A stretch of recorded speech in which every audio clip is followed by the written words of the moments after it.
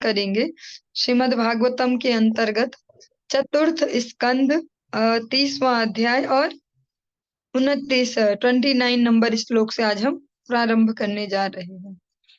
ओम नमो भगवते वासुदेवाय। ओम नमो भगवते वासुदेवाय।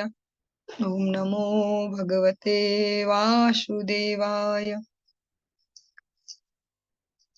येनोपशान्तिर्भूतानां शुल्लकानां पिहताम् अन्तर्हितो अन्तर्हृदये कस्मान्नो वेदनासि सः। जब भगवान अपनी सहज दया से अपने भक्त के विषय में सोचते हैं तो उस विधि से ही जो भक्त हैं उनकी सारी इच्छाएं पूर्ण हो जाती हैं। जीव के अत्यंत तुच्छ होने पर भी श्री भगवान प्रत्येक जीव के हृदय में स्थित हैं।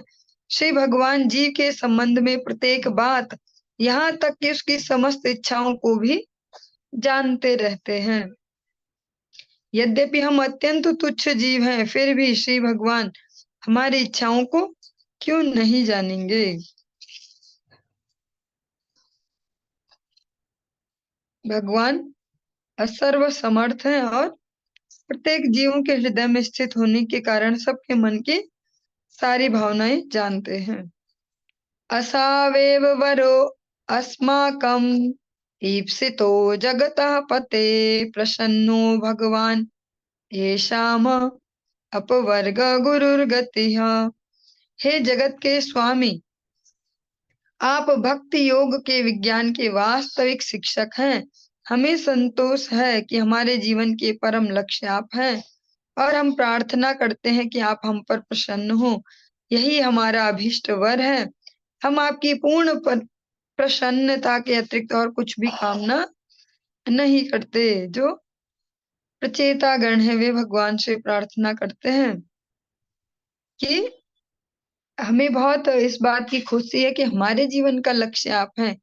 अलग अलग व्यक्तियों के जीवन के लक्ष्य अलग अलग हो सकते हैं, लेकिन हमारे जीवन का फाइनल गोल आप हो, ये हमारे लिए बहुत बड़ी प्रसन्नता का विषय है और यही हमारे लिए सबसे अच्छा वर भी होगा जो आप हमें देना चाहते हैं। आपकी प्रसन्नता के अतिरिक्त हम कोई कामना नहीं चाहते। वरम वृणीमहे अथापि नाथ त्वत्तत्परता परात् नायन्तस्त्वा द्विभूतीनां सो अनंत इति गीयसे।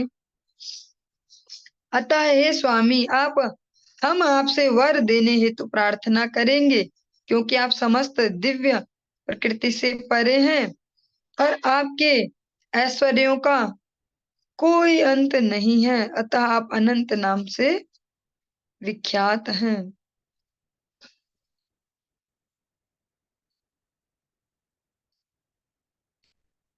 परिजाते अजसा लब्धे सारंगो अन्यन्न सेवते त्वदङ्घ्रिमूलमासाद्य साक्षात् किं वृणीमहि। हे स्वामी, जब भंवरा स्वर्गीय पारिजात वृक्ष के निकट पहुंच जाता है तो उसे कभी नहीं छोड़ता है, क्योंकि उसे ऐसा करने की कोई आवश्यकता नहीं रह जाती। इसी प्रकार जब हमने आपके चरण कमलों की शरण ग्रहण की है, तब हमें और क्या वर मांगने की आवश्यकता है। जिस प्रकार से भौरे का लक्ष्य है अलग अलग फूलों पर जाना, लेकिन जब वो फाइनली जो स्वर्ग में स्थित पारिजात वृक्ष है उसके पुष्पों पर पहुंच जाए तो फिर वो लौटकर किसी सामान्य जो पेड़ पौधे हैं उनके पुष्पों पर नहीं आएगा। ऐसे ही प्रचेतागण कहते हैं, जब आपके चरणों की ही उपलब्धि हमें हो जाए, आपके श्री चरण कमलों की प्राप्ति हो जाए, फिर हमारे पास ऐसा क्या है कि जो हम ऐसा क्या बच जाता है कि जो हम मांगे। ऐसा क्या है कि जो आपके चरण मिलने के बाद उपलब्ध नहीं रह जाता। मांगने के लिए फिर कुछ नहीं बच जाता। यावत्ते मायया स्पृष्टा भ्रमाम इह कर्मभिः तावत् भगवत प्रसंगानां संगा स्यान्नो भवे भवे। हे स्वामी, हमारी प्रार्थना है कि जब तक हम अपने सांसारिक कलमश के कारण इस भौतिक संसार में रहें और एक शरीर से दूसरे में तथा एक लोक से दूसरे लोक में घूमते रहें, तब तक हम आपकी संगति में रहें, जो आपकी लीलाओं की चर्चा करने में तब तक हम उनकी संगति में रहें जो आपकी लीलाओं की चर्चा करने में लगे रहते हैं। हम जन्म जन्मांतर विभिन्न शारीरिक रूपों में और विभिन्न लोकों में इसी वर के लिए प्रार्थना करते हैं।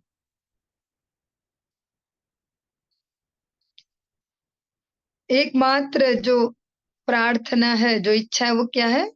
भक्तों की संगति, जो आपके कथा प्रसंगों में हमेशा लगे रहते हैं, आपकी सेवा में हमेशा नियोजित रहते हैं, ऐसे भक्तों का संग किसी भी शरीर में चले जाए, भले किसी भी लोक में चले जाए, आपके भक्तों की संगति हमें हमेशा उपलब्ध हो। यही एक भक्त की वास्तविक इच्छा होती है। वो ये नहीं कहता कि मुझे स्वर्ग ही भेज देना, मुझे अपने ही धाम बुला लेना, या नरक मत भेजना। कहते जहां भी भेजना, बस भक्तों की संगति भी उपलब्ध करवाना।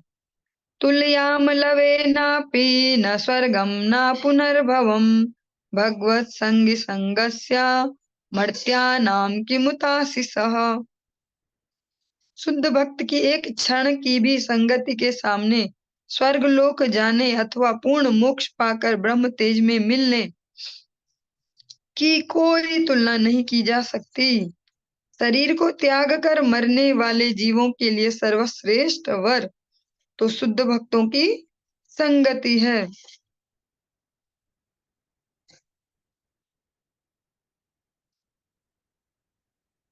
यत्रे यन्ते कथामृष्टास्तृष्णायाः प्रशमो यतः निर्वैरं यत्र भूतेषु नोद्वेगो यत्र कश्चन। जब भी दिव्य लोक की शुद्ध कथाओं की चर्चा चलती है, तब श्रोतागण भले ही कुछ समय के लिए क्यों न हो, समस्त भौतिक तृष्णाएं भूल जाते हैं। यही नहीं, आगे से वे एक दूसरे से न तो वैर करते, न किसी चिंता या भय से ग्रस्त होते हैं। भगवान की जहाँ भी कथा प्रसंग चलता है भगवान के शुद्ध भक्तों द्वारा, वहाँ जो सुनने वाले हों, भले किसी लेवल के हों, कुछ क्षण के लिए सही वो अपनी सारी भौतिक तृष्णाएं भूल जाते हैं और उस कथा प्रसंग को अगर सच में दिमाग में बिठाई जो लिया, तो फिर आगे से किसी से ईर्ष्या नहीं करते, वैर भाव नहीं करते, ज्यादा टेंशन नहीं लेते और भय से ग्रस्त नहीं होते। उनका फिर वो अभय हो जाते हैं, समझते हैं कि भगवान की इच्छा से सब होने वाला है। अगर हम भगवान के अनुशासन में है तो अपने जीवन में जो भी होगा वो भगवद इच्छा से होगा। यत्र नारायण साक्षात् भगवान्यासिनां गतिः संस्तूयते सत्कथासु मुक्त संग पुनः पुनः। जहाँ भक्तों के बीच पूर्ण पुरुषोत्तम भगवान के पवित्र नाम का श्रवण तथा कीर्तन चलता रहता है, वहाँ भगवान नारायण उपस्थित रहते हैं। सन्यासियों के चरम लक्ष्य भगवान नारायण ही हैं और नारायण की पूजा उन व्यक्तियों द्वारा भगवान नाम के प्रचार के माध्यम से की जाती है जो भौतिक कलमश से मुक्त हो चुके हैं। वे बारंबार श्री भगवान के पवित्र नाम का उच्चारण करते हैं। जहां भी भगवान का कथा प्रसंग, भगवान का नाम संकीर्तन होता है, भगवान अवश्य उपस्थित होते हैं। भगवान स्वयं ही कहते हैं, ना हम वशांसि वैकुंठे योगी नाम हृदये न च मद्भक्ता यत्र गायन्ति तिष्ठामि तत्र नारदा। जहाँ मेरे भक्त मेरे नाम का गायन करते हैं, मेरी कथा प्रसंगों का गायन करते हैं, वहां पर मैं उपस्थित होता हूँ।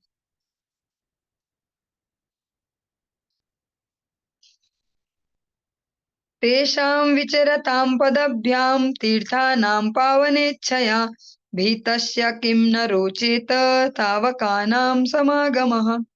हे भगवान, आपके पार्षद तथा भक्त संसार भर के तीर्थ स्थानों तक को पवित्र करने हेतु भ्रमण करते रहते हैं। जो इस भौतिक संसार से भयभीत हैं, क्या ऐसा कार्य उन सबके लिए रुचिकर नहीं होता? जो भक्त शुद्ध चेतना वाले हैं, वे भी अ, तीर्थों को भी तीर्थ करने की जिनमें क्षमता है, ऐसे भगवत भक्त वे निरंतर भ्रमण करते रहते हैं, इसी उद्देश्य से सारे स्थानों को पवित्र करने हेतु। जो इस संसार से भयभीत है, क्या ऐसा कार्य उन सबके लिए रुचिकर नहीं होता? फिर जो भयभीत ही जो है इस जगत से, तो क्या अगर वो भगवान नाम का आश्रय लेंगे, तो क्या उनके लिए वो मंगलप्रद नहीं होगा? क्योंकि जो परमहंस कैटेगरी के हैं, वो भी भगवान नाम के प्रचार के लिए भगवान नाम का आश्रय लेकर जगह जगह भ्रमण करते हैं। अतः जो भयभीत भयग्रस्त जो जीव है जगत का, उसके लिए भी भगवान नाम का आश्रय और ऐसे भक्तों का आश्रय बहुत आवश्यक है। वयं तु साक्षात् भगवन् भवस्य प्रियस्य सख्युः क्षणसंगमेन सदुश्चित् चिकित्स्यस्य भवस्य मृत्योर्विषक्तमम त्वाद्य गतिं गतः स्म। हे भगवान, हम भाग्यशाली हैं कि आपके अत्यंत प्रिय तथा अंतरंग मित्र शिव जी की क्षण मात्र की संगति से हम आपको प्राप्त कर सके हैं। आप इस भौतिक अस्तित्व के असाध्य रोग का उपचार करने में समर्थ सर्वश्रेष्ठ वैद्य हैं। हमारा सौभाग्य था कि हमें आपके चरण कमलों का आश्रय प्राप्त हो सका। जो भोलेनाथ है, भगवान के परम भक्त और भगवान के हृदय में विराजित होने वाले प्रचेतागण कहते हैं, उनकी थोड़ी देर की संगति से ही हमें आपके दर्शनों का भी लाभ मिल गया और आप इस दुनिया के सबसे अच्छे डॉक्टर हैं। जो इस जगत में जो डॉक्टर हैं, वो हमारे इस देह का इलाज करते हैं, लेकिन भगवान भव रोग का भी इलाज करते हैं, जो हमेशा हमेशा के बीमारी है, जो सारी बीमारियों की मेन जड़ है भव रोग। भगवान ऐसे असाध्य रोग का भी उपचार करने में सर्वश्रेष्ठ वैद्य हैं। हमारा बहुत बड़ा सौभाग्य है कि हमें आपके चरण कमलों का आश्रय प्राप्त हो सका, क्योंकि जो भव रोग है अन्य कोई दूर नहीं कर सकते भगवान के अतिरिक्त। यन्नः स्वधीतं गुरुवः प्रसादिता विप्राश्च वृद्धाश्च सदानुवृत्त्या आर्या नताः सुहृदो भ्रातरश्च सर्वाणि भूतान्य सूययैव। यन्नः सुतप्तं तप एतदीशा निरन्दशां कालमदभ्रंशु सर्वं तदेतत्पुरुषस्य भूम्नो वृणीमहे ते परितोषणाय। हे भगवान, हमने वेदों का अध्ययन किया है, गुरु की शरण ग्रहण की है और ब्राह्मणों, उन्नत भक्तों तथा आध्यात्मिक दृष्टि से अत्यधिक उन्नत वरिष्ठ पुरुषों को सम्मान प्रदान किया है।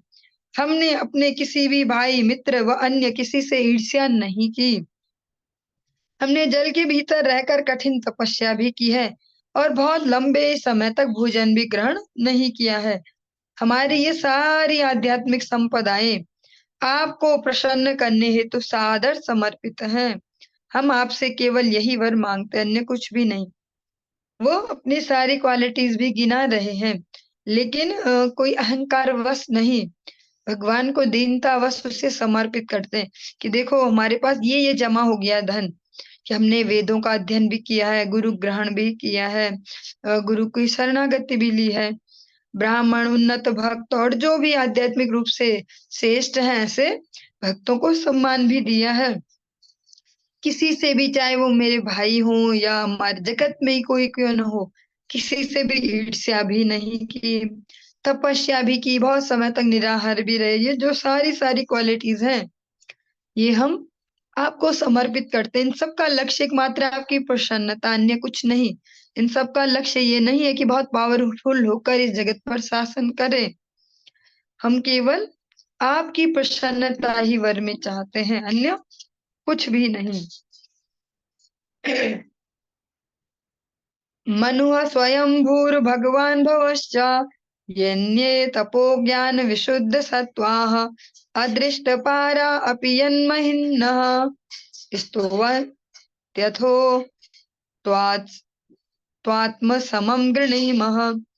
हे भगवान, तप तथा ज्ञान में अत्यंत उन्नत बड़े बड़े योगी तथा शुद्ध सत्व में स्थित अध्यात्मवादियों के साथ साथ मनु, ब्रह्मा तथा शिव जैसे महापुरुष भी आपकी महिमा तथा शक्तियों को पूरी तरह नहीं समझ पाते।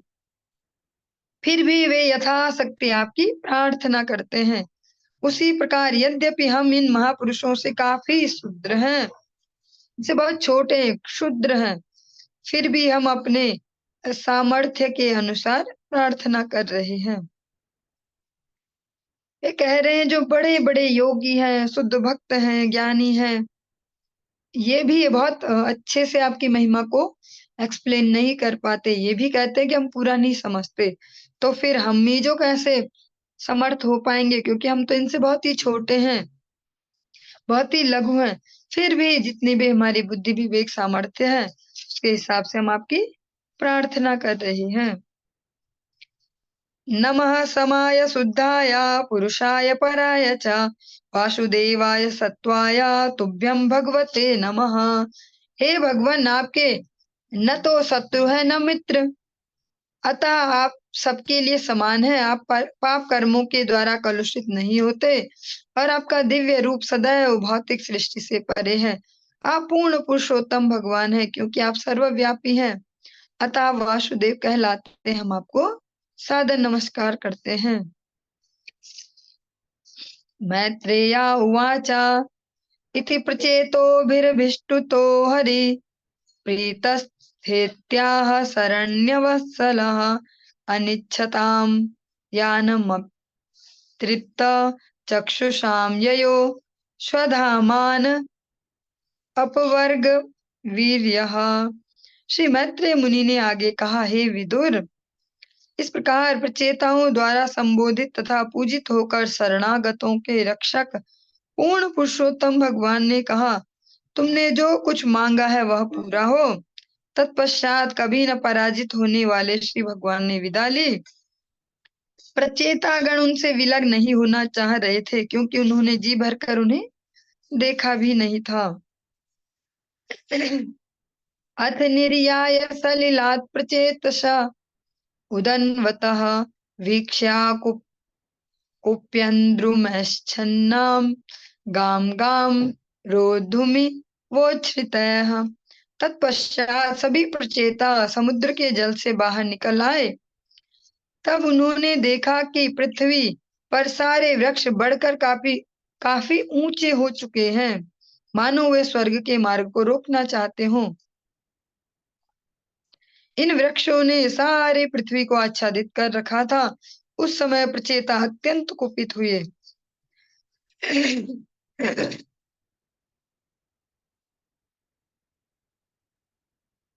ततो अग्निमारुतो राजन्मुच्चन्मुखतो रुषा महीं निर्विरुद्धं कर्तुं संवर्तक इवात्यये। हे राजन, प्रलय के समय शिव क्रोध में आकर अपने मुख से अग्नि तथा वायु छोड़ते हैं। प्रचेताओं ने भी पृथ्वी को पूर्णतः वृक्ष रहित करने हेतु अपने मुखों से अग्नि तथा वायु निकाली। अत्यधिक वृक्ष उस समय हो गए और कृषि करना भी संभव नहीं था। जगत में सब जगह अन्न का अभाव और वृक्ष बहुत अत्यधिक हो गया, अतः उन्होंने कुछ वृक्षों को हटाने के लिए भगवान भोलेनाथ जिस प्रकार से प्रलय के समय अपने मुख से अग्नि और हवा छोड़ते हैं, ऐसे ही प्रचेता गणों ने भी किया। भस्मसात् क्रियमाणास्तान् द्रुमान् वीक्ष्य पितामह आगतः समयामाशा पुत्रान् बहिर्मतो नयेह। यह देखकर कि पृथ्वी के सारे वृक्ष जलकर राख हो रहे हैं, ब्रह्मा तुरंत राजा बहिर्मान के पुत्रों के पास आए और उन्होंने तर्कपूर्ण शब्दों से उन्हें शांत किया। जो भी श्रेष्ठ गण है उनका सबसे बड़ी जिम्मेदारी यही होती कि अपने से जो नीचे हैं उन पर हमेशा नजर रखें। भले ये तो न हो उन्हें टक टक टक टोकते रहे, पर देखते रहे किस प्रकार से कार्य कर रहे हैं। जैसा जब ध्रुव जी के प्रसंग में हम श्रवण करते हैं कि यक्षों का जब वो वध करने लगे किसी एक यक्ष की गलती के कारण, तो फिर स्वयं मनु महाराज वहां पर उपस्थित हुए उन्हें रोकने के लिए। आज प्रचेता गण भले ही जगत जीवों के लाभ के लिए वृक्षों को हटा रहे थे, पर जब ये अत्यधिक मात्रा में हो गया तो ब्रह्मा जी स्वयं आए और उन्हें रोका। तत्रावशिष्टा ये वृक्षा भीता दुहितरं तदा उज्जहृस्ते प्रचेतोभ्य उपदिष्टा स्वयं भुवा। बचे हुए वृक्षों ने प्रचेताओं से अत्यंत भयभीत होकर ब्रह्मा की राय से बचे हुए वृक्षों ने, जो वृक्ष हैं, उन्होंने प्रचेताओं से अत्यंत भयभीत होकर ब्रह्मा जी की राय से अपनी कन्या तुरंत प्रचेता गणों के समक्ष लाए। अगर आप सभी को स्मरण हो तो स्वयं भगवान नारायण ने उन्हें याद दिलाया था कि अ, ब्रह्मलोचा नाम की जो कन्या है वो वृक्षों के संरक्षण में है।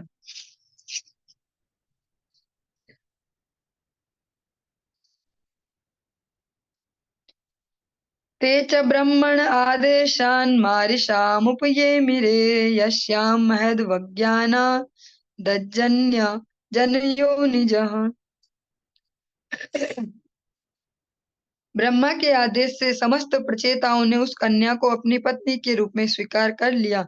इस कन्या के गर्भ से ब्रह्मा के पुत्र दक्ष ने जन्म लिया। दक्ष को मारिसा के गर्भ से जो प्रमलोचा जिनको कहा जा रहा है उनका नाम मारिसा भी है, मारिसा के गर्भ से इसलिए जन्म लेना पड़ा क्योंकि उन्होंने महादेव की आज्ञा का उल्लंघन और अनादर किया था। फलतः उसे 2 बार शरीर त्याग करना पड़ा।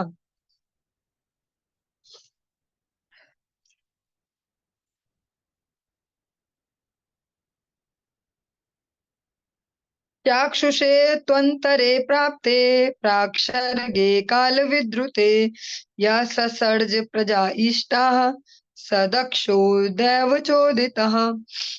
उसका पूर्व शरीर विनष्ट हो चुका था, किंतु उसी दक्ष ने परमेश्वर की प्रेरणा से चाक्षुष मनवंतर में समस्त मनोवांछित जीवों की सृष्टि की।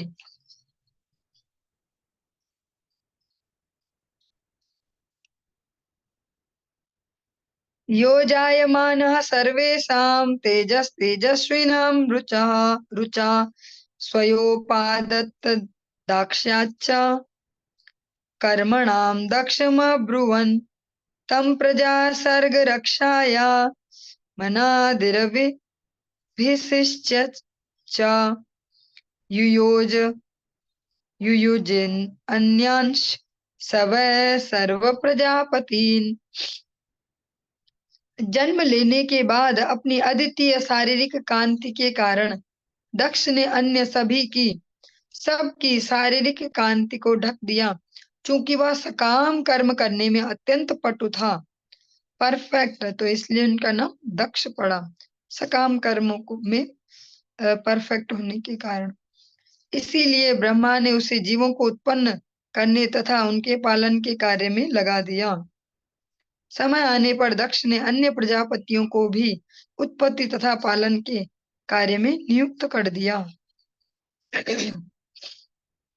इस प्रकार से जो चतुर्थ स्कंध है इसका 30वां अध्याय हमारा संपूर्ण हुआ। हम 31वें अध्याय में प्रवेश कर रहे हैं।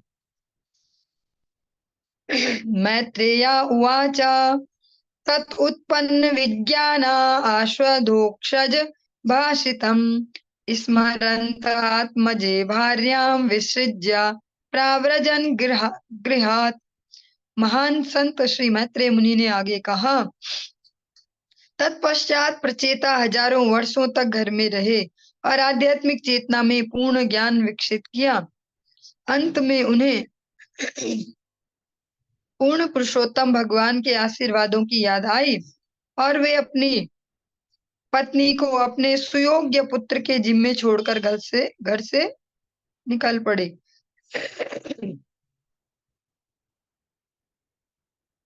दीक्षिता ब्रह्म सत्रेण सर्वभूतात्ममेधसा प्रति प्रतीच्यां दिशि वेलायां सिद्धो अभूद्यत्र जाजलिः।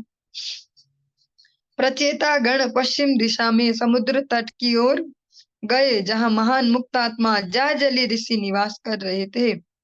उन्होंने वह आध्यात्मिक ज्ञान पुष्ट कर लिया जिससे मनुष्य समस्त जीवों के प्रति समभाव रखने लगता है। इस तरह वे हरि भक्ति में पटु हो गए।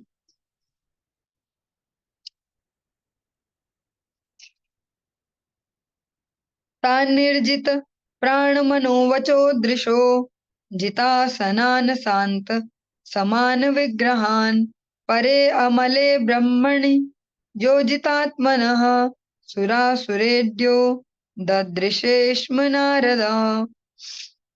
योगासन का अभ्यास कर लेने पर प्रचेताओं ने प्राण, वायु, मन, वाणी तथा बाह्य दृष्टि को वश में करना सीख लिया।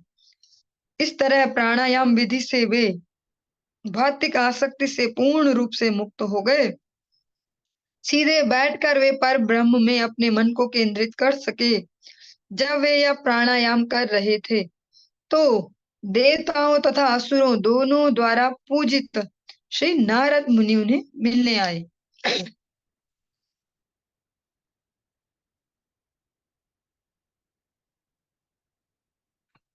तमागतं च उत्थाय प्रणिपत्याभिनन्द्य च पूजयित्वा यथादेशं सुखासीनमथा ब्रुवन्।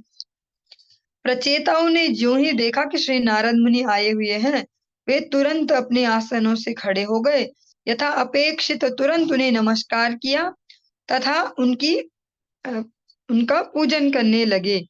और जब उन्होंने देखा कि वे ठीक से आसन ग्रहण कर चुके हैं, तब उन्होंने उनसे प्रश्न पूछना प्रारंभ किया। प्रचेता गणों के जो पिता हैं राजा प्राचीन बरहिसत, उनको भी नारद जी उपदेश कर चुके हैं और अब पुत्रों के पास भी आए। जो महत पुरुष है, जो गुरुजन है, वो बिना किसी स्वार्थ के हमसे अटैच्ड होते हैं, हमारे मंगल की भावना से केवल। अगर ऐसा न हो तो नारद जी को भी क्या पड़ी, कभी इसके पास जाओ कभी उसके पास जाओ उनको समझाने, क्योंकि वे निरंतर जीवों के कल्याण की कामना करते हैं और इस कार्य में लगे रहते हैं। प्रचेतसा ऊचुः स्वागतं ते सुरेर्सद्य दिष्टयानो दर्शनं गतः तव चक्रमणं ब्रह्मन्न भयाय यथा रवेः। सभी प्रचेता श्री नारद मुनि को संबोधित करने लगे, हे महर्षि, हे ब्राह्मण, आशा है कि आपको यहाँ आने में किसी प्रकार की बाधा नहीं हुई होगी। यह हमारा परम सौभाग्य है कि हमें आपके दर्शन हो रहे हैं। सूर्य के चलने से लोग रात के अंधकार के भय से मुक्ति पाते हैं। यह भय चोरों और जो लुटेरे हैं उनसे उत्पन्न होता है। उसी प्रकार आपका भ्रमण सूर्य के ही समान है, क्योंकि आप समस्त प्रकार के भय को भगाने वाले हैं। जैसे सूर्य अगर घूमते रहते हैं तो सभी लोगों को शांति रहती है, जैसा ही अंधेरा होता है तो सभी के मन में एक स्वाभाविक भय भी हो जाता है। जल्दी गेट बंद कर लो, ताले लगा लो, घर के बाहर ज्यादा मत घूमो, ऐसे ऐसे सूर्य देव सबको इस भय से मुक्ति देते हैं। जैसे उजाला हो जाता है सब फ्रीली सब करते हैं। हाँ, ऐसे ही अब प्रचेतागण कहते हैं, नारद जी ऐसा आप लोगों का घूमना, ऐसे संत साधु जनों का भ्रमण भी हम सब के लिए भय से मुक्ति देने वाला है। यदादिष्टं भगवता शिवेन धोक्षजेन च तद्गृहेषु प्रसक्तानां प्रायशः क्षपितम प्रभो। हे स्वामी, हम आपको बता दें कि गृहस्थी में अत्यधिक आसक्त रहने के कारण हम भगवान श्री विष्णु और शिव से प्राप्त उपदेशों को प्रायः भूल चुके हैं। प्रचेतागण बहुत ईमानदारी से यहाँ पर कहते हैं कि गृहस्थ के अनेक अनेक विषयों में हमेशा निरंतर लगे रहने से, चाहे उनको जिम्मेदारी का नाम दे, कैसे भी कुछ भी नाम दिया जा सकता है, उसके कारण हम सब कुछ भूल गए। क्या शिव जी ने सिखाया था, क्या विष्णु भगवान ने बोला था, तन्ना प्रत्योद याध्यात्म ज्ञानम तत्वार्थ दर्शनम येनाज्जसा तरिष्यामो दुस्तरम भवसागरम। हे स्वामी, कृपया हमें दिव्य ज्ञान से प्रकाशित कीजिए, जो उस प्रकाश स्तंभ की तरह कार्य कर सके, जिससे हम अविद्या रूपी संसार सागर को पार कर सकें। आप हमें उपदेश करें ताकि उसको एक टॉर्च के जैसा यूज करके ऐसे ही कुछ भाव कर सकते हैं कि प्रकाश का कोई सोर्स है जिसको देख देख कर अंधेरे समुद्र को हम पार कर सकते हैं। तो आप हमें ऐसे दिव्य ज्ञान प्रदान कीजिए। मैत्रेया उवाच इति प्रचेतसां पृष्टो भगवान् नारदो मुनिः भगवत्युत्तम श्लोक आविष्टात्मा ब्रवीन नृपान। श्री मैत्रेय मुनि ने आगे कहा, हे विदुर, प्रचेताओं द्वारा इस प्रकार पूछे जाने पर पूर्ण पुरुषोत्तम भगवान के विचारों में निरंतर लीन रहने वाले महान भक्त श्री नारद मुनि ने उत्तर दिया। नारद जी का जो परिचय है वो क्या है? भगवान के विचारों में निरंतर तल्लीन रहना। यो माम स्मरते नित्यशा, भगवान श्रीमद् भगवद गीता में कहते हैं, तस्याहम सुलभ पार्थ। जो निरंतर मेरे चिंतन में रहते हैं उनको मैं सुलभ होता हूँ। नारद उवाच तज्जन्म तानि कर्माणि तया तदा युत्स्तन्मनोवचः नृणां येन हि विश्वात्मा सेव्यते हरिरीश्वरः।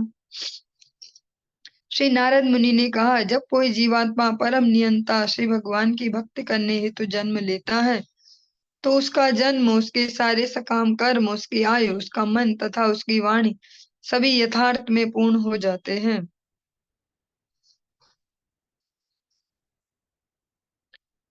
भगवान की भक्ति से ही चाहे वो जन्म है चाहे कर्म सभी सार्थक हो पाते हैं। किम जन्म भिस्त्रिभिर्वेह शक्र सावित्र याज्ञिकैः कर्मभिर्वा त्रयी प्रोक्तैः पुंसोऽपि विबुधायुषा। सुसंस्कारी मनुष्य के 3 प्रकार के जन्म होते हैं। किसी भी मनुष्य के 3 जन्म होते हैं सुसंस्कारी। पहला जन्म जो माता पिता से होता है, जिसे वीर्य द्वारा जन्म शौक्र कहते हैं। दूसरा जन्म आध्यात्मिक गुरु से दीक्षा लेते समय होता है और यह सावित्र कहलाता है। द्वितीय जन्म जो है वो सावित्र। तीसरा जन्म याज्ञिक कहलाता है और यह भगवान श्री विष्णु की पूजा का अवसर मिलने पर होता है। ऐसे जन्म लेने के ऐसा जन्म लेने के अवसर प्राप्त होने पर भी यदि किसी को देवता की भी आयु मिल जाए और वह वस्तुतः श्री भगवान की सेवा में रत न हो तो सब कुछ व्यर्थ हो जाता है। इसी प्रकार कर्म चाहे सांसारिक हो या आध्यात्मिक, यदि वे भगवान को प्रसन्न करने हेतु न हो तो वे व्यर्थ है। बहुत ही सेंसिटिव प्रसंग है। उद्देश्य हमेशा काउंट करता है, किस उद्देश्य से किया जा रहा है। एक सैनिक भी वध करता है लेकिन उसको पाप नहीं चढ़ता, उसको वीर गति ही प्राप्त होती है, देश में भी सम्मान प्राप्त होता है। और वही सैनिक अगर घर आके बिना वर्दी में अपने एक पड़ोसी से झगड़ा हो जाए, उसका वध कर दे, तो उसको जेल हो जाएगी, उसकी जॉब भी चली जाएगी और बेइज्जती अलग होगी। तो उद्देश्य इसमें महत्वपूर्ण है। आप चाहे आध्यात्मिक कार्य कर रहे हो चाहे सांसारिक कार्य, किस उद्देश्य से कर रहे हैं ये सबसे ज्यादा इम्पोर्टेंट है। भगवत प्रसन्नता के लिए अगर आप संसार के कार्य भी कर रहे हैं, लक्ष्य भगवत प्रसन्नता है, तो वो भी ऐसे आध्यात्मिक कार्यों से श्रेष्ठ होगा जिनका लक्ष्य भगवत प्रसन्नता नहीं है।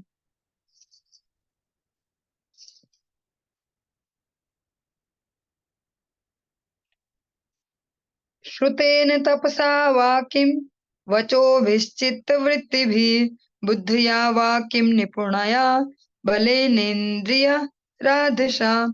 भक्ति के बिना कठिन तपस्या, सुनने बोलने की शक्ति, चिंतन शक्ति, उच्च ज्ञान, बल तथा इंद्रियों की शक्ति का कोई अर्थ नहीं रह जाता। अगर भक्ति जीवन में नहीं है, भक्ति मीन्स, भक्ति को अगर सरल शब्द में कहें, कई बार हम कहें भक्ति क्या होती है, भक्ति क्या होती है, सरलता से कहना चाहें तो जिसने हमें ये जीवन दिया है वो परम भगवान के प्रति कृतज्ञता, इसको ही कहते हैं भक्ति। अगर ये हमारे जीवन में नहीं है तो हमें कितना ही बढ़िया बोलना आता हो, सुनने में एक्सपर्ट हो, एक्सप्लेन करने में, दिमाग चलाने में, अलग अलग प्रकार से शारीरिक बल हो, ये सब कुछ फिर मीनिंगलेस, एक महत्वहीन हो जाता है। आप अधिकतर एक श्लोक श्रवण करते हैं, वो मुंडक उपनिषद का है, जिसको हम अधिकतर इसको इन कक्षाओं में अधिकतर कोट किया जाता है। नायात्मा प्रवचनेन लभ्यो न मेधिया न बहुना श्रुतेन यमे वैश वृणुते तेन लभ्यस्तस्यैष आत्मा विवृणुते तनुम स्वम। कोई ज्यादा प्रवचन करके, न ज्यादा दिमाग चला चला के, ज्यादा सुन के उस परम तत्व को प्राप्त कर सकता है, जिनको भगवान कहते हैं। उनको प्राप्त करने का एकमात्र उपाय है उनको सरेंडर करना। और अगर भगवान के प्रति सरेंडर नहीं है हृदय में, तो कितनी ही योग्यताएं, कितनी हम कह सकते हैं सो कॉल्ड क्वालिटीज, वो सब जीरो रह जाती हैं। जिस प्रकार से अगर सरल शब्दों में कहें, तुलसीदास जी ने बहुत सरल शब्दों में वेदों के और श्रीमद् भगवत गीता, इन सब के सार को बहुत ही लोकल लैंग्वेज में सरलता से दिया है। अ, भक्तिहीन सब साधन कैसे, लवण बिना बहु व्यंजन जैसे। जिसको हम सरलता से समझ पाए रोजमर्रा के जीवन में। अगर बहुत सारी डिशेज बनाए, आजकल श्राद्ध पक्ष चल रहा है, सभी लोग बहुत आजकल कुछ ज्यादा डिशेज बन रही होंगी। रोज तो नॉर्मली एक सब्जी रोटी बनती होगी, आजकल 2-3 सब्जी जरूर बन रही होंगी, ये बनाओ वो बनाओ पूरी बनाओ। लेकिन बनाओ इतनी सारी डिश और नमक सब में से गायब कर दो, तो क्या इतनी रुचि से कोई खा पाएगा उसको? तो ऐसे जीवन में सारी क्वालिटीज हो, बहुत हमने गरम मसाला भी डाला है और ये भी डाला, वो भी डाला, हल्दी भी डाला, बहुत अच्छे से सब्जी को, बहुत महंगी वाली सब्जी खरीद के भी लाए, तेल भी खूब ठोक दिया, सब कर दिया, बस नमक डालना भूल गए, तो फिर वो खाने लायक नहीं है। ऐसे जीवन में सारी क्वालिटीज हो, हमें मुंह चलाना बहुत अच्छे से आता हो, सुनना भी बहुत अच्छे से आता हो, दिमाग चलाना बहुत अच्छे से आता हो, फिजिकल स्ट्रेंथ हो, हम बहुत बलवान हो, या जैसे जो जो भी क्वालिटीज कह सकते हैं, अगर भगवत भक्ति जीवन में नहीं है तो वो उसी सब्जी के जैसा है जिसमें सब डाल दिया पर नमक ही नहीं डाला। तो हरि भक्ति इतनी इंपॉर्टेंट है हमारे जीवन में। किं वा योगेन सांख्येन न्यास स्वाध्याय योरपि किं वा श्रेयो भिरन्यश्च न यत्रात्मप्रदो हरि। जो दिव्य विधि विधान पूर्ण पुरुषोत्तम भगवान का साक्षात्कार कराने में सहायक नहीं होते वे व्यर्थ हैं। चाहे वह योगाभ्यास हो या पदार्थ का वैश्लेषिक अध्ययन, कठिन तपस्या, संन्यास ग्रहण करना, या कि वैदिक साहित्य का अध्ययन हो, भले ही ये आध्यात्मिक प्रगति के महत्वपूर्ण पक्ष क्यों न हो, किंतु जब तक कोई भगवान श्री हरि को नहीं जान लेता ये सारी विधियां व्यर्थ हैं। जिन जिन क्रियाओं को भी हम ऐसा देखते हैं ना कि ये आध्यात्मिक सी है, धार्मिक कार्य से है, कि भैया इन्होंने तो सब वेद पुराण सब पढ़े, इनके घर में सब है, उपनिषद भी ये पढ़ते रहते हैं, या ये रोज हवन करते रहते हैं, या ऐसा कुछ कुछ भी जो भी हम एग्जाम्पल ले पाए, कितनी सारी क्वालिटीज हो, वो चाहे सो कॉल्ड आध्यात्मिक ही क्यों ना दिख रही हो, अगर हरि भक्ति जीवन में नहीं है, भगवान नारायण को एज इट इज नहीं समझते जैसे वे हैं, तो ये सभी व्यर्थ है। इसके लिए एक बहुत ही स्ट्रॉन्ग सा एग्जाम्पल शास्त्रों का एक और भी है। कोई स्त्री हो और क्योंकि अधिकतर समाज में महिलाओं को केवल एक शारीरिक सौंदर्य या इस प्रकार से ही लिया जाता है, तो ऐसा एग्जाम्पल एक लेते हैं। एक कोई स्त्री हो, बहुत सुंदर है दिखने में, जैसा भी सुंदर की डेफिनेशन जिसकी भी हो, बहुत सुंदर सुंदर वस्त्र पहने हो, बहुत सारे आभूषण भी पहने हो, जो भी कोई स्त्री इमेजिन कर सकती है, सब बहुत बढ़िया होना इसको कहते हैं, वैसे ही हो। लेकिन एक कंडीशन है, उसके शरीर में प्राण ना हो, प्राणहीन हो, तो क्या कोई भी उसकी ओर देखेगा, या कोई भी उसकी ओर कोई प्रसन्नता से देख पाएगा ऐसे रुचि से? तो ऐसे ही अगर हरि भक्ति जीवन में नहीं है तो कितनी योग्यताएं हैं, और फिर वो सब की सब वेस्ट है। भक्ति बिना केवल ज्ञाने मुक्ति नहीं है, भक्ति साधन करे यही प्राप्त ब्रह्म लय। श्री चैतन्य चरितामृत में कहा जाता है, भक्ति अगर जीवन में नहीं है तो जितनी भी हम सो कॉल्ड तपस्याएं और जो जो भी ऐसा कह ले हम समाज की सेवा कर रहे हैं, या अलग अलग प्रकार से आप सभी एग्जाम्पल ले सकते हैं। आज के समय में तो बहुत सारे ऐसे फील्ड खुल गए, हमें ये आता है या हमें वो आता है, लेकिन हरि भक्ति अगर जीवन में नहीं है, जिन भगवान ने हमें ये जन्म दिया है, जिनकी वजह से हमारी एग्जिस्टेंस है, अगर उनके प्रति कृतज्ञता हृदय में नहीं है तो फिर सब वेस्ट है। श्रेयसामपि सर्वेषामात्मा या वधिरर्थतः सर्वेषामपि भूतानां हरिरात्मा मदः प्रियः।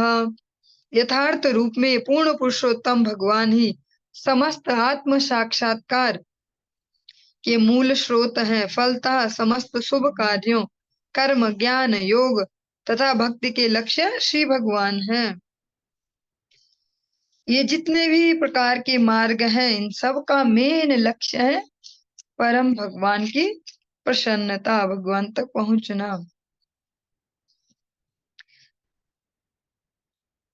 यथा तरोर्मूला निषेचनेन तृप्यन्ति तत् स्कन्धभुजोपशाखा प्राणोपहाराच्च यथेन्द्रियाणां तथैव सर्वार्हणमच्युतेज्या। अनेक बार आप इस श्लोक को श्रवण करते होंगे। जिस प्रकार वृक्ष की जड़ को सींचने से तना, शाखाएं तथा टहनियां पुष्ट होती हैं, और जिस तरह पेट को भोजन देने से शरीर की इंद्रियां और अंग प्राणवान बनते हैं, उसी प्रकार भक्ति में सेवा द्वारा पूर्ण पुरुषोत्तम भगवान को प्रसन्न करने से श्री भगवान के ही अंश रूपी सभी देवता स्वतः तुष्ट हो जाते हैं। भगवान को अगर प्रसन्न कर ले, भगवान की प्रसन्नता वाला जीवन जीना प्रारंभ कर दे, तो फिर ऐसा कोई रीजन नहीं रह जाता कि कहीं ये तो नाराज नहीं हो जाएंगे, वो देवता नाराज हो जाएंगे हमसे, वो हो जाएंगे। अगर हम भगवत भक्ति ईमानदारी से कर रहे हैं, एक तो हो सकता है कि हम ढोंग के लिए कर रहे हो, दिखावा कर रहे हो भक्ति का, लेकिन अगर यथार्थ में भगवत प्रसन्नता के लिए कर रहे हैं तो फिर ऐसा प्रश्न ही नहीं उठता कि ये नाराज हो जाएंगे, वो नाराज हो जाएंगे। क्योंकि एकले ईश्वर कृष्ण आर सब भृत्य ईश्वरा परम कृष्ण। अब एते चांस कला पुंसा कृष्णस्तु भगवान स्वयं। अनेक अनेक बार हम शास्त्रों में प्रमाण सुनते हैं कि श्री कृष्ण परम ईश्वर है। अगर परम ईश्वर संतुष्ट हैं तो कोई भी फिर अप्रसन्न नहीं हो सकता हमसे। जा पर कृपा राम की होई, ता पर कृपा करे सब कोई। बशर्ते कि वो प्रसन्नता के लिए हम यथार्थ रूप में प्रयास कर रहे हों। कई बार जो नए नए भक्त भक्ति में मार्ग में लगते हैं, साधन भजन में, उनको यही सुझाव दिया जाता है कि वो आर्टिफिशियली न करें ये कि हमने सब छोड़ दिया, हम पहले ये करते थे, पहले वो करते थे, अब हमने सब छोड़ दिया। क्योंकि जब तक हमारा पूर्ण समर्पण नहीं है भगवान के प्रति, हम केवल अभी बाहर बाहर से करें तो अंदर ही अंदर बहुत सारे डर चिंताएं रहेंगी कि पिछले साल तो इस वाले व्रत में हमने ये किया था, इस बार नहीं कर रहे, कुछ ना हो जाए। फिर वो कुछ जरूर होगा जिसको हम इमेजिन कर रहे हैं, फिर पक्का भी हो जाएगा कि देखो ऐसे। तो ऐसे नए भक्तों को कभी भी सुझाव नहीं दिया जाता कि आप अभी अनन्यास हो जाओ। उनको यही सुझाव दिया जाता है भगवान नाम का ठीक से पालन करें, जप करें, और एकादशी तिथि का ठीक से पालन करें, और धीरे धीरे अनेक प्रकार से जो भक्त शिक्षा के अनेक कार्यक्रम चला रहे उनसे शिक्षित हों। जब भाव दृढ़ हो जाए तब जाके कोई स्टेप उठाएं। अगर बिना दृढ़ भाव के कुछ करेंगे तो फिर मन में खुद से ही पीछे से क्वेश्चनिंग उठेगी खुद से कि कुछ गलत तो नहीं होगा, ऐसा करते थे हम, फिर कुछ गड़बड़ तो नहीं हो रही। तो पहले अपने समर्पण को बढ़ाएं, पहले कुछ छोड़ने पे नहीं, पहले जो आप जोड़ रहे हैं हरि भक्ति उसको ठीक से समझने पे जोर लगाएं। यथैव सूर्यात् प्रभवन्ति वारः पुनश्च तस्मिन् प्रविशन्ति काले भूतानि भूमौ स्थिरजङ्गमानि तथा हरावेव गुणप्रवाह। वर्षा काल में सूर्य से जल उत्पन्न होता है और काल क्रम में अर्थात ग्रीष्म काल में वही जल सूर्य द्वारा पुनः सोख लिया जाता है। इसी प्रकार समस्त चर तथा अचर जीव इस पृथ्वी से उत्पन्न होते हैं और कुछ काल के पश्चात वे पुनः पृथ्वी में धूल के रूप में मिल जाते हैं। इसी प्रकार से प्रत्येक वस्तु पूर्ण पुरुषोत्तम भगवान से उद्भूत होती है और काल क्रम से पुनः उन्हीं में लीन हो जाती है।